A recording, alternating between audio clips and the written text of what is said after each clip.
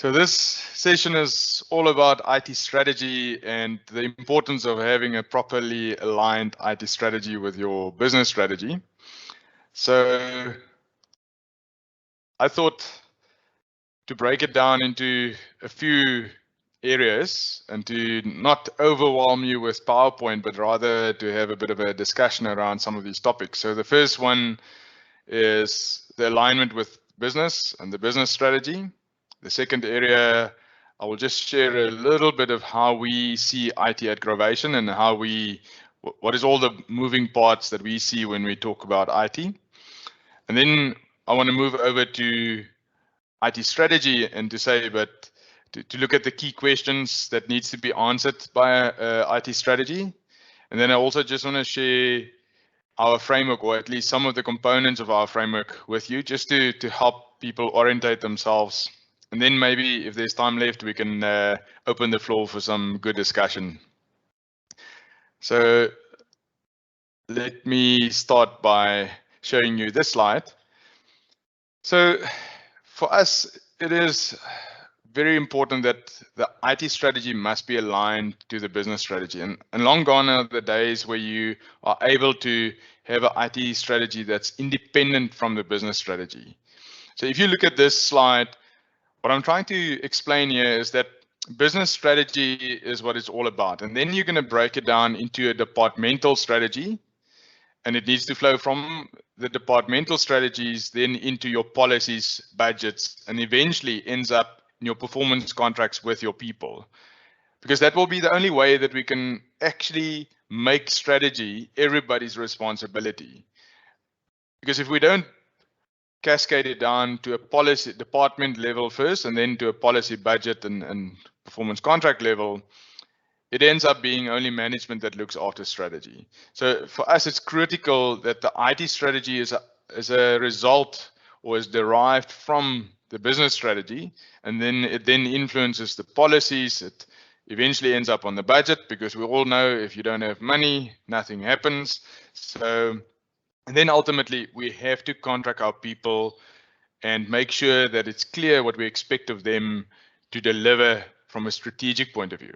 I always say the problem with business is that the whirlwind of the day-to-day is so strong that unless you make it somebody's responsibility and you actually touch on their wallet, the whirlwind will continue to suck them in and they will stop fighting it. They will stop adding time in their diaries to spend on strategic things. So we have to make it their responsibility. We have to make it part of how we evaluate them, how we pay bonuses, how we calculate increases annually. If we don't cascade it down to that level, strategy will be a nice document that gathers dust in somebody's drawer. So the next slide, what I want to show to you, and those of you who know me well will know that I always simplify things.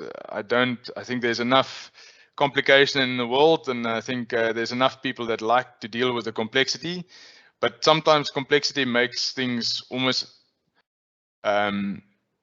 present itself in a way that we don't understand it. So what we've done at Grovation is we've just broken down IT to the core elements. And if we look at how we see IT or ICT, information and communication technology, we say it's basically three components that makes up IT. Your resources, which is your employees, your service providers, so everybody with knowledge and skills. Then you have your technology, which is your software and your applications. And then you have your infrastructure, which is your hardware, network, service, and so forth. So the reality of IT is that the technology actually determines which infrastructure you need, and then also which resources you need. But the crux of IT at the end of the day is that we do IT, or we deploy IT, or we invest in IT because IT produces a product, and that product's name is data. So everything we do in IT is basically done to either help our end users to produce data or to consume data. And because you have an IT environment, you now need to perform certain management activities. So if you didn't have IT, you would not have to finance IT and do IT project management and manage risks and compliance associated with IT.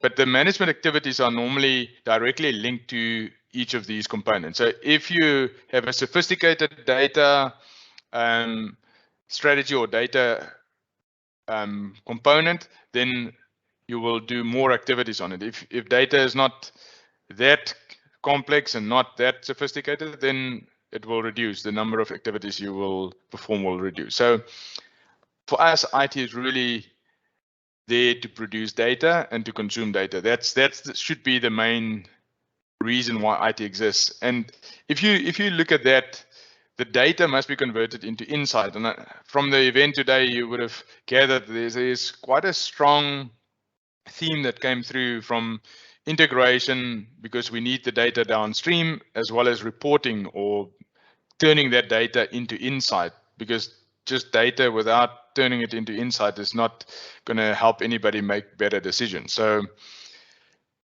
this is just a simple view of how we look at IT. And I think with that then, and especially with the management activities, comes the importance of how do we manage IT.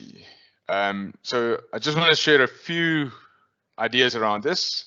And we are seeing the need for an office of the CIO becoming more and more relevant as the complexity of IT and the relevance of IT and the level of strategic importance increases. It becomes more and more important for organizations, especially our secondary agri organizations, which are already large organizations and complex organizations. They have to establish an office of the CIO. And this is really to answer some of the important questions around IT. Who owns IT and who owns the IT strategy? What we see so many times in the agri space is that nobody owns IT. Everybody owns IT. The CEO, the CFO, which at the end of the day results into nobody owning it, because the moment that you hit the technical side, there's very few of the owners that can actually stand their ground against vendors or potential new vendors, or even evaluate some of the services and solutions presented. We must answer the question also around this office. Is it a part-time or is it a full-time office? Because I think there's a notion in the market that, especially in the industry, where everything must be full-time if it's important. And I think with COVID and a lot of retrenchments and a lot of downscaling on the corporate side, we now see almost an oversupply of these very capable CIO type resources in the market. And we believe that it's actually not necessary to have for all organizations to have a full-time CEO, but it is necessary for most organizations to have one.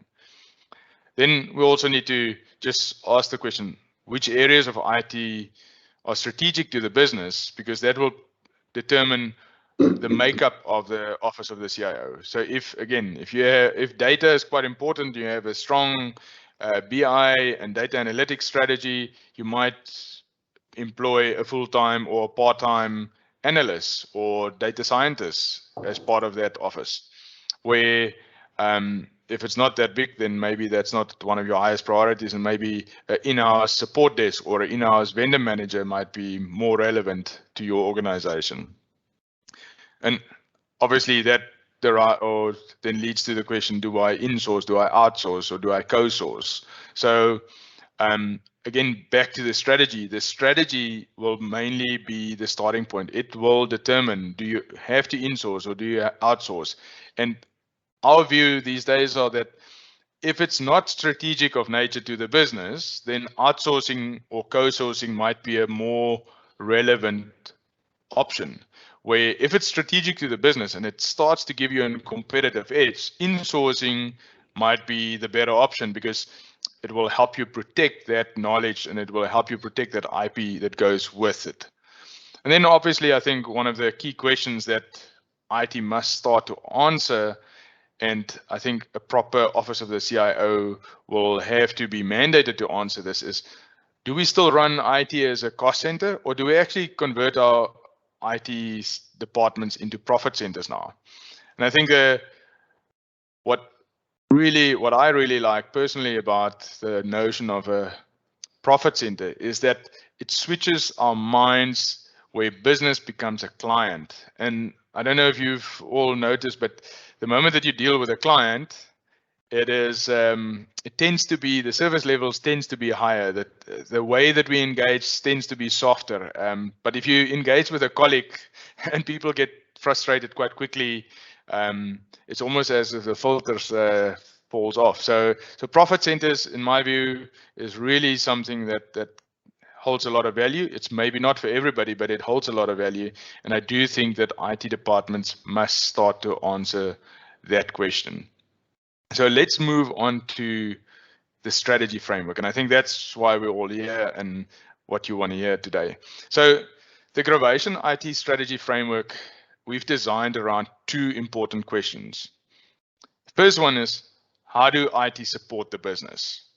Because that's the reason why you have IT. And if there's no link between the IT strategy and the business strategy, and if IT is not supporting the business, then you're probably better off going and buying Croxley books and writing stuff down again, because then the value will be depleted.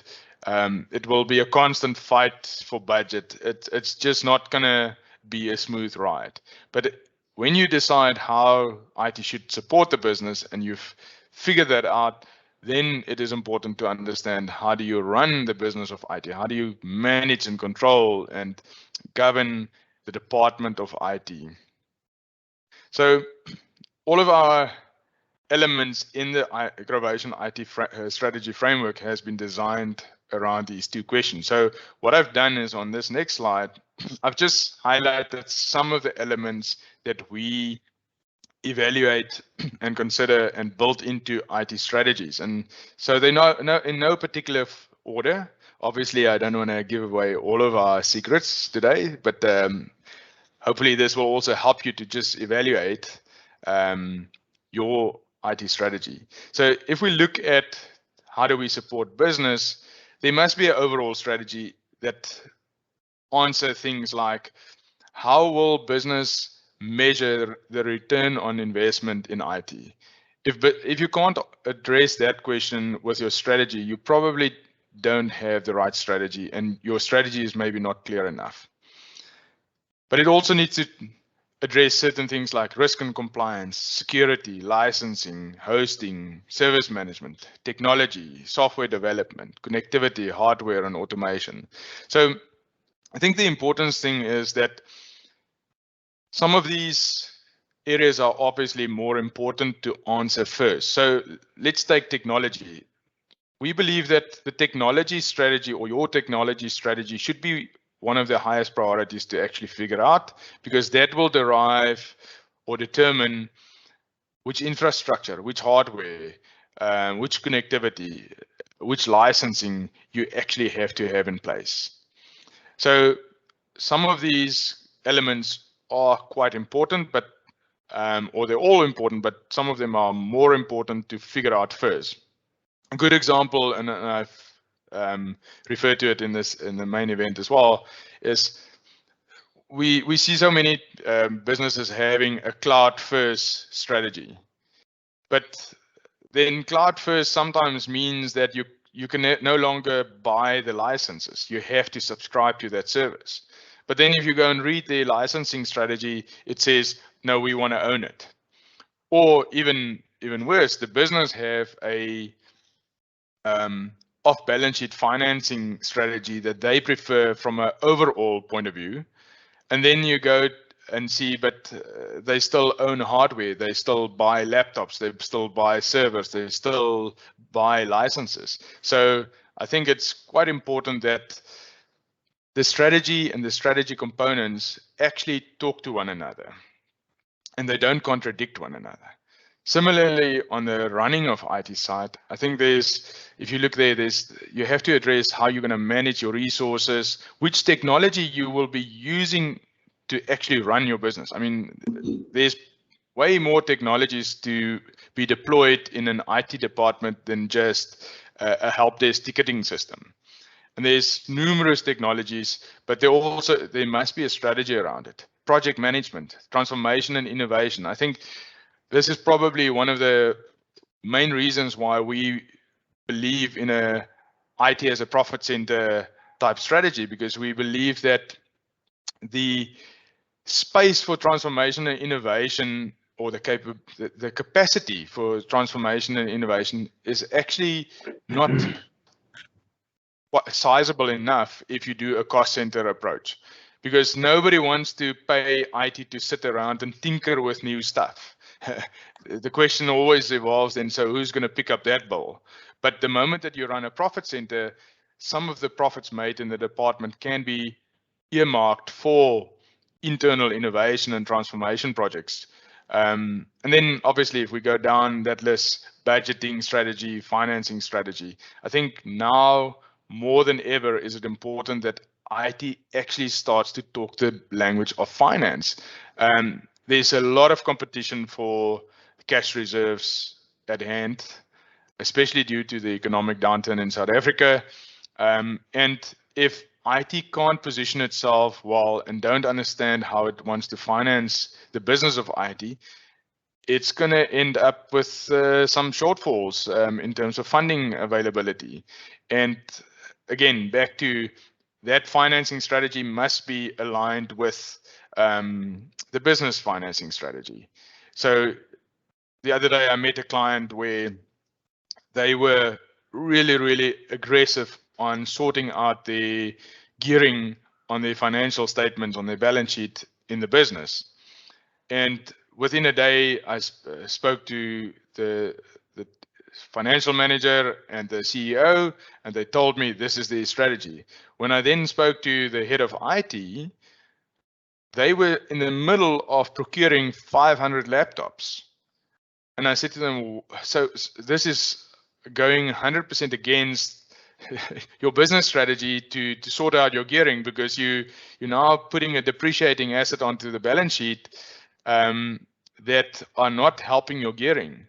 Why don't you rent it? And they haven't even considered it. So I think these elements must be linked and evaluated independently, but also as a unit, and said, what is the knock-on effect on some of the other components in the strategy, but also what should the answer be if we use the business strategy as the main mandate or guidance. So if there's anything that you think of later on, please feel free to contact me or Joseph directly, and we gladly engage with you on any of the subjects. But what we've also done is we've made available a free IT gap analysis questionnaire. It's not going to be a complete gap analysis, but the questionnaire is available on our booth. So if you go to the exhibition hall and you click on the Grovation booth, you will see there's a section at the bottom where you can complete a request for the gap analysis questionnaire. And what it does is it just gives you a bit of insight into the gaps in your IT strategy. So it's not a comprehensive questionnaire. It's really should be more seen as a preparation for a proper investigation. But we thought, let's do it. We've seen that sometimes just having a simple view of the gaps makes it much more easier to go to the board or the steering committee to ask for budget to actually take the next step. So what we will do with that questionnaire is, after you've completed it, I will personally have a session with you where we can talk through the outcome of that questionnaire, and then we can decide on the best next steps. So please go and visit the booth and the Grovation booth, and you can request it there, or you can just email me directly and I'll gladly share that link with you. As always, I just want to leave this quote with you. So one of my favorite quotes by Churchill. So to improve is to change. And if you want to be perfect, you have to change often. And that's luckily one thing that we understand quite well in IT.